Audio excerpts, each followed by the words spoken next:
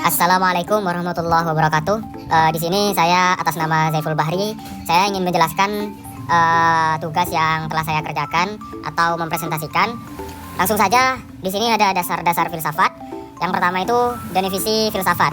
Filsafat berasal dari bahasa Yunani philos atau cinta dan sophia atau kebijaksanaan, sehingga berarti cinta akan kebijaksanaan. Filsafat adalah upaya rasional untuk memahami hakikat keberadaan, pengetahuan, moral, dan kenyataan. Ciri pemikiran filsafat yaitu radikal, menggali sampai akar persoalan, dan universal, meninjau masalah secara menyeluruh. Spekulatif, membuka kemungkinan baru yang belum dipastikan. Sistematis, tersusun secara logis dan terorganisis. Dan yang terakhir itu kritis, bersifat analitis dan mempertanyakan kebenaran. Dan selanjutnya objek filsafat, yaitu objek filsafat itu dibagi dua, objek material, segala sesuatu yang ada termasuk manusia, alam, dan Tuhan. Juga objek formal, atau yang disebut dengan cara atau sudut pandang dalam memahami objek material.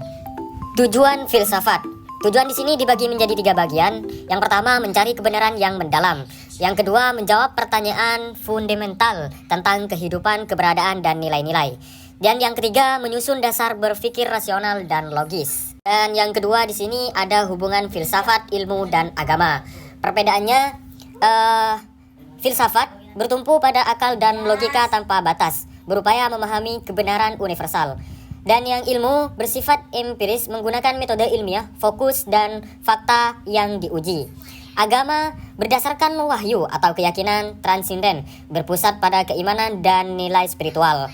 Di sini ada juga persamaan. Persamaannya itu ketiganya mencari kebenaran dan memberikan panduan hidup manusia. Juga ada saling melengkapi dalam menjawab persoalan eksistensi dan kehidupan. Ada juga titik singgungnya. Dari titik singgungnya itu, filsafat membantu memahami dasar logis agama. Ilmu memperkuat agama melalui fakta empiris atau misalnya pembuktian ayat-ayat ilmiah dan kitab suci. Juga agama memberikan arah etis kepada ilmu dan filsafat. Dan yang ketiga di sini ada sejarah awal perkembangan filsafat.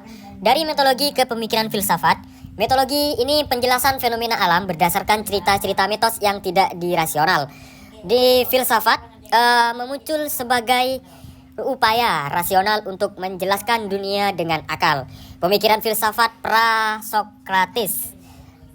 Ini ada 4 bagian. Yang pertama itu Thales, segala sesuatu berasal dari air. Anaximander menciptakan konsep operion atau tak terbatas sebagai asal segalanya. Herakleitos menekankan perubahan sebagai sifat dasar alam atau pentari.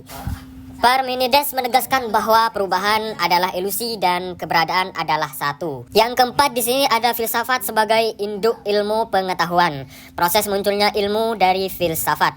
Awalnya semua ilmu merupakan bagian dari filsafat. Pemikiran filsafat yang sistematis memunculkan cabang ilmu khusus seperti fisika, biologi, dan matematika.